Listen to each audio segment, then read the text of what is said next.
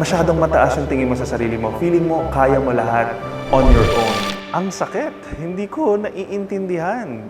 Nagpanggap ako na I was just okay the whole shift until I got home. Sa bahay, tulala lang ako. Nakatutok ako sa TV. Of all time and people, hindi naman ako yung mapanghingi eh. Bakit hindi niya binigay sa akin? And this movie that I'm watching, Joseph the Dreamer, started to send me a message na masyadong mataas yung tingin mo sa sarili mo. Feeling mo, kaya mo lahat on your own. And the chorus of the song said, "You know better than I. You know the way." I really am pumped up to get that promotion. And Lord God said, no, it's not time yet.